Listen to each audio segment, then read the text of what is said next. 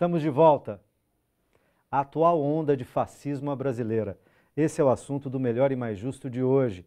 Dessa conversa participam Rose Nogueira, jornalista do grupo Tortura Nunca Mais de São Paulo, e Renata Miele, secretária-geral do Centro de Estudos da Mídia Alternativa Barão de Itararé.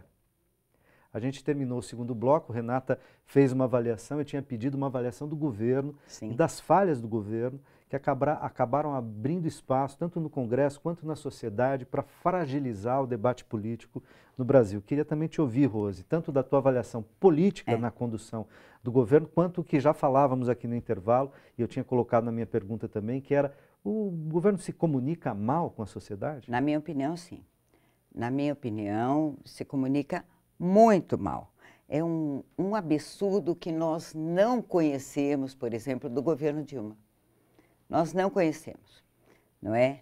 É um absurdo esse comportamento acuado. Muitas vezes eu vejo, porque ou você entra na política, você entra para ser político, não é? E aí você vê uma oposição com as garras todas vindo assim, e você, é claro que tem que ter um governo de coalizão. Não dá para fazer uma coisa diferente a institucionalidade no Brasil. Brasileira é assim. E na hora que você vai para o acordo, em seguida, a outra parte rompe o acordo. Ou seja, ou você tem partidos, o sentido de partido clássico, ou você não tem.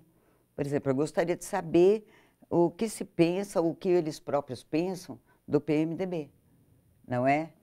Então, quando você vê gente do PMDB de proa, e no caso Eduardo Cunha, o terceiro na linha sucessória, ou melhor, o segundo, não é? Com aquele poder todo, falar assim, rompi com o governo, e ele é do partido do vice-presidente, o partido da grande coalizão, o que a gente pensa? O que os outros lá vão pensar?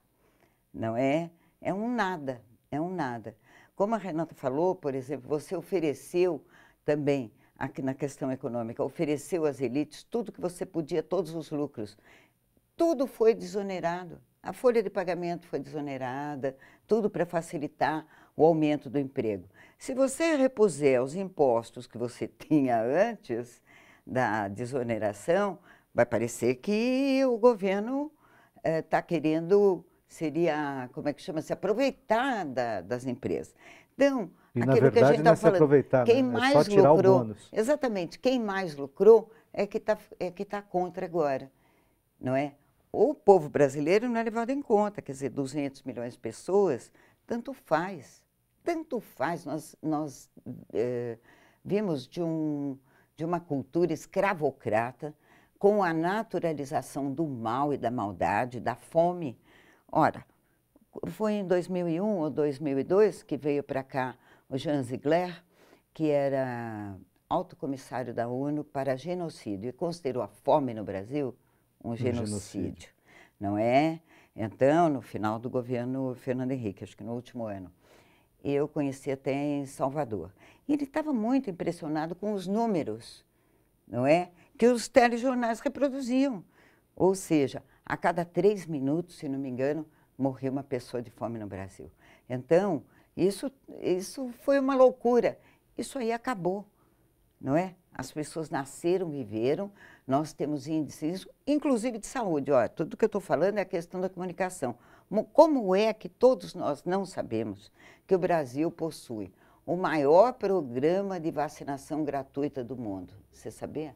Eu sabia. Sabia. Mas eu sei que pouca gente sabe. Exatamente. E como isso pouca gente sabe que o Brasil tem o maior sistema universal de saúde do mundo. Que é o SUS. Olha, agora mesmo eu tive... Atacado todos os dias. Pois é, eu saí de um acidente pelos políticos, estive no Hospital empresas. das Clínicas. Uma pessoa me escreveu e falou assim, mas vai ver, você tinha algum conhecimento lá? Quando eu falo assim, eu estou boa, eu fraturei a coluna. Eu falei, estou boa, o pessoal fala, graças a Deus e ao SUS. Eu estou andando, todos vocês me viram andando aqui, não é? Graças ao SUS. E eu encontrei 2 estrangeiros lá no Hospital das Clínicas que estavam aqui, não é? Para tratamento, entende? Porque no país deles não tem saúde pública. Agora... E 2 equipes, aliás, de estudo inglesas, em tempos diferentes, diferença de quase um ano, que estavam aqui estudando o sistema do SUS. E eles, como sistema, não é? Eles elogiam tanto. Agora, eu quero saber como é que a gente faz a população, que está cada vez também mais acuada, assim como começa se sentindo enfraquecida, para fiscalizar o seu posto de saúde do médico que bate o cartão e vai embora. Tá certo? Então, nós temos más gestões que precisam, é o caso da polícia, que precisam, isso precisa ser melhor equacionado. E eu creio que uma política de comunicação em todos os setores poderia ajudar muito. Então, eu queria ficar na questão da comunicação, mas pensar no sentido da comunicação. Quer dizer, e muitas vezes eu vejo o governo se comunicar os seus programas. Estou falando do governo federal. Isso vale para governos estaduais e municipais também, mas a gente está falando prioritariamente do governo federal, que tem um sentido, eu diria, publicitário na sua comunicação. É quase marqueteiro, parece campanha política. Que de um lado você fala assim, bom, comunicação de massa, eu faço aqui peças que tentam produzir e definir marcas, né? Minha Casa Minha Vida, o Bolsa Família, o Luz para Todos, né? Que são, ok, não vou nem entrar nessa discussão, mas eu diria, digamos que isso seja necessário numa sociedade de massas, num país continental, para 200 milhões de pessoas. Mas está longe de ser suficiente. Claro. Tem um campo da comunicação, que é esse campo que você está reivindicando, se eu estou entendendo bem. Que é o das ideias, o que tem um campo pedagógico, que politiza o debate, que mostra o que fazer uma determinada coisa, está indo para qual direção, em relação a quem, em função do quê, em virtude do quê, em função de quais princípios, para defender o quê, para combater o quê. Esse tipo de comunicação, esse tipo de debate e de disputa simbólica na sociedade, o governo, a meu ver, faz muito pouco e faz mal. Não, ele não faz. Mal, não ele não discute faz. ideias. O problema é que se teve a ilusão, de novo, de que era possível conduzir um projeto de nação sem fazer uma disputa ideológica na sociedade. Sim. Então, algumas questões que são... Não é nem um problema da comunicação, né? Eu não acho que... Claro, o governo tem um problema de comunicação, mas para mim isso é... O governo tem um problema de política, né? Então, e qual que é a questão? Quer comunicação mais bem feita do que a do ProUni? O governo fez uma ampla comunicação do ProUni. Mas se você for olhar entre os prounistas, que receberam o benefício de ser a primeira geração da sua família a ter acesso ao ensino superior, graças a uma política pública de um governo de esquerda, né, eles não votaram massivamente na Dilma. Por quê? Porque não reconhecem nela, ou no governo do PT, o responsável por aquela política pública. Não entendem porque até então o Brasil não tinha aumentado o número de vagas no ensino superior público. E muito menos porque você não tinha acesso ao ensino superior privado. Porque é uma concepção de Estado, que é o problema do neoliberalismo. Né? Nós vivemos durante a égide do pensamento neoliberal, que é muito além, que vai muito além de políticas econômicas. Né? Não é só o problema do Deus mercado e do Estado mínimo, mas é também um projeto ideológico do individualismo, da promoção via meritocracia. Então, você chegar lá pelo seu mérito individual. E o que você enxerga hoje nas famílias que ascenderam socialmente graças a inúmeros programas sociais? É o mérito. Né, o mérito dela, família. Não é uma política eu batalhei pública. Porque Deus ajudou. Não reconhece a política pública porque não foi feito um debate do porquê até então dizendo, essa política não existia. Não disputou corações e mentes. Não disputou ideologicamente. Qual é a diferença de um governo que promove esse tipo de política e de um governo que promovia a redução do Estado nas áreas sociais? Então, isso é o debate estruturante na sociedade. Então, eu acho que isso não foi feito. Esse é o grande problema. E é isso que gera essa onda de ódio. Que eu acho que a gente está falando a mesma coisa. Porque nós chegamos numa situação em que o governo não consegue mais, no mesmo ritmo, garantir o acesso aos bens de consumo que essa classe que ascendeu socialmente conseguiu. E claro que quem ascendeu socialmente quer mais. E é super legítimo que queira mais. E coloca a responsabilidade no governo por não ter mais e não por ter o que tem hoje. E adere de maneira acrítica ao discurso da manipulada, intolerância, do ódio, de que o problema é esse PT, é o petismo, entendeu? É o pichuleco. Então, isso vai sendo estimulado. Então, vai criando um caldo cultural. Por quê? Porque não houve um debate ideológico na sociedade.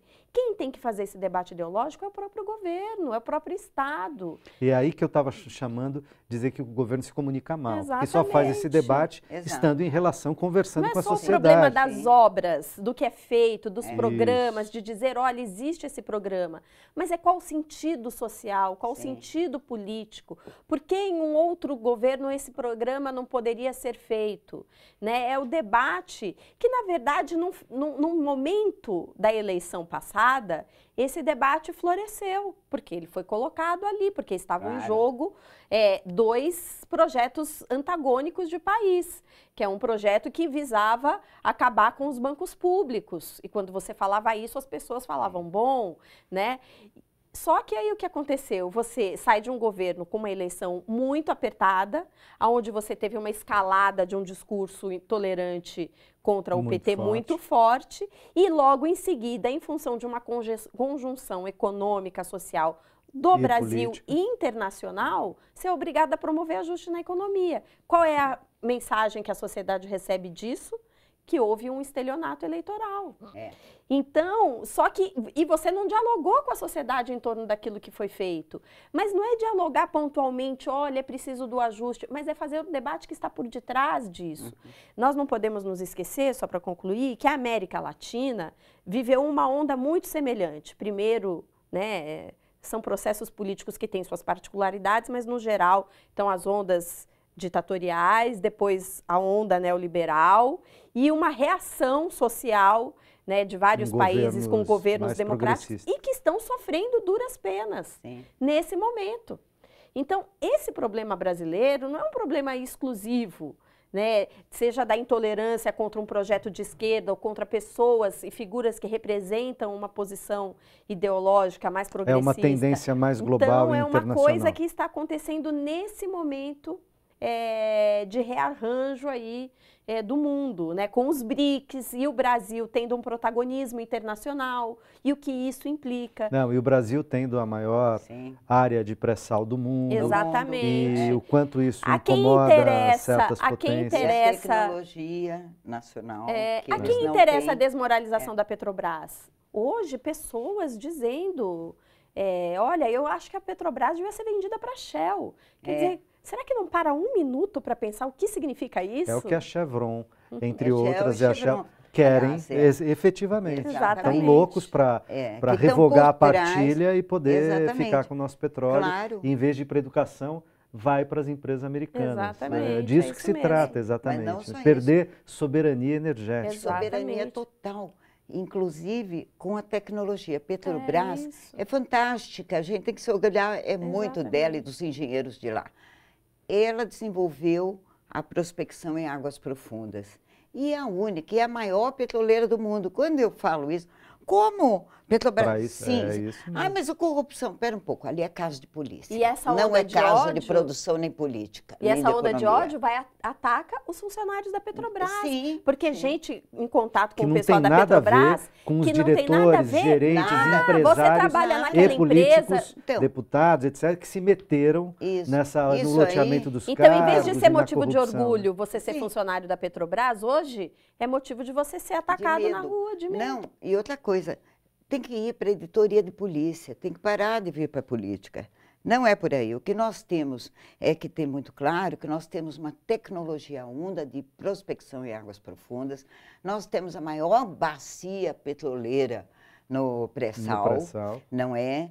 E é o seguinte, eles querem essa tecnologia, porque a Petrobras é que acaba fornecendo, vai lá buscar. E, Rose, agora, é a maior petroleira do mundo individualmente. E, Rose, o Brasil não é o maior produtor. E se depender de mas nós ela aqui, é a maior petroleira. Se depender de nós, de você, vários. Da Renata, de mim e de uma série de brasileiros que estão nos assistindo e que estão fazendo esses debates na sua escola, no seu trabalho, no seu movimento social, na sua rua, no seu bairro, etc., a gente vai conseguir ultrapassar esse momento de dificuldade, conseguir colocar às claras as questões do fascismo, da violência e dar mais passos civilizatórios adiante, Sim. evitando retrocessos na nossa ainda jovem democracia. Eu te agradeço muito a Rose, a Renata e agradeço também a você que nos acompanhou até aqui. A gente se encontra na próxima quinta. Um forte abraço.